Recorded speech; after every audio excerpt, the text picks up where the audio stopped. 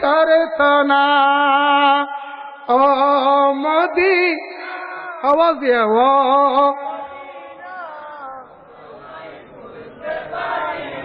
हजरत बेलाल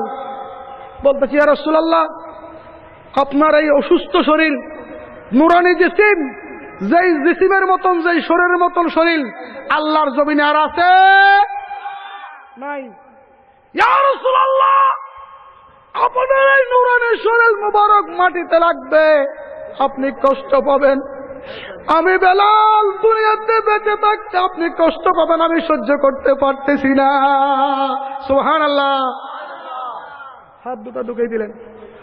তখন এখানে কোমরের হাড্ডিটা আমার রাসূলের চোখে পড়ে গেল ও বেলাল তোমাকে তো কখনো আমি এত ভালো করে দেখি নাই তোমার শরীরের কোমরের সাদা হাড়টুকু পর্যন্ত দেখা যাচ্ছে বলুন সুবহানাল্লাহ বেলাল তুমি আমার জন্য আমার দিনের জন্য ইসলামের জন্য এত বেশি বিসর্জন দিয়েছো তোমার কোমরে তো একটু হাড্ডিও দেখা যাচ্ছে না একটু মাংসও দেখা যাচ্ছে না হাড্ডি তো বেগে গেছে তুমি বাঁকা হয়ে হাঁটো আমি কতবার তোমাকে লাঠি দিয়ে গুঁতো দিচ্ছি তোমাকে ইয়া করেছি তোমার সাথে বৈধভাবে আমি কি করেছি একটা হাসি তামাশা করেছি হযরত বেলাল তোমার এই কোমর তো মাংসের বংশ নাই চোখের পানি ছাড় দিলেন বলুন না সুবহানাল্লাহ বলে যে ইয়া রাসূলুল্লাহ উমাইয়া বিন হলফ আমাকে অত্যাচার করে আমাকে ব্যভিচার করে আমাকে অত্যাচার করে আমার কোমরের হাড্ডি ভেঙে দিল বলুন না নাউযুবিল্লাহি বলে যে বেলাল তুমি এই উসমান হযরত একবার তোমরা সাক্ষী থাকো তোমরা কি থাকো তোমরা সাক্ষী থাকো ও হযরতে সিদ্দিক আকবর হযরত ওমর আমি হযরত বেলালকে ছাড়া জান্নাতে প্রবেশ করব না বলুন সুবহানাল্লাহ মেরি যা नबी भी हो एक नगाह करम आई शफी उलवारा मरहबा मरहबा सलातुन या रसूलुल्लाह सलामुन या हबीबल्लाह अलैकुम যাই হোক বলতে চেয়েছিলাম হযরত সৈয়দনা মুসা আলাইহিস সালাম হযরত সৈয়দনা মুসা আলাইহিস সালাম উনার আশেক উনার উম্মত আমার রাসূলের নাম শুনলে কি দিত চুমো দিত হঠাৎ উনি বিগড়ে গিয়ে উনি দুনিয়ার লোভে পড়ে গেলেন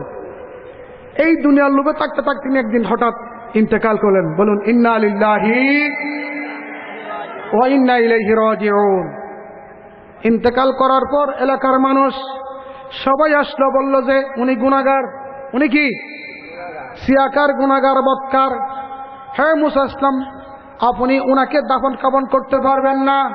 আমরা উনাকে নিয়ে পাহাড়ের চূড়ায় ফেলে দেব আমরা কোথায় ফেলে দেব মুসা ইসলাম বলতেছেন উনি কি সেই রকম গুনাহগার বলে যে হ্যাঁ উনি সেই রকম গুনাহগার আর কিছু বললেন না ওরা নিয়ে কোথায় ফেলে দিল বলুন না একটু বলুন না কোথায় ফেলে দিল কোথায় ফেলে দিল পাহাড়ের চূড়ায় তখন আল্লাহর পক্ষ থেকে জিবরাইল পাঠাইয়া দিলেন বলুন না সুবহানাল্লাহ জিবরাইল এসে আসসালাতু ওয়াসসালামু আলাইকা সাইয়্যিদি ইয়া রাসূলুল্লাহ হে মুসা ইসলাম আল্লাহ আপনাকে সালাম দিয়েছেন বলুন না সুবহানাল্লাহ বলে যে আল্লাহ হুকুম দিলেন হে মুসা আলাইহিস সালাম যে বান্দাকে তুমি তোমার এলাকার মানুষ ফেলে দিয়েছে তাকে যেন তুমি সঙ্গপাঙ্গ সকলকে নিয়ে এসে তাকে কাফন আর দাফন করো আওয়াজ দিয়ে বলুন সুবহানাল্লাহ তাকে যেন দাফন করা হয় কাফন দেওয়া হয় আমা ওইন্দ বইন্না সালাতুন ইয়া রাসূলুল্লাহ সালামুন ইয়া হাবিবাল্লাহ তাকে যেন কি দেওয়া হয় কাফনও করা হয় দাফনও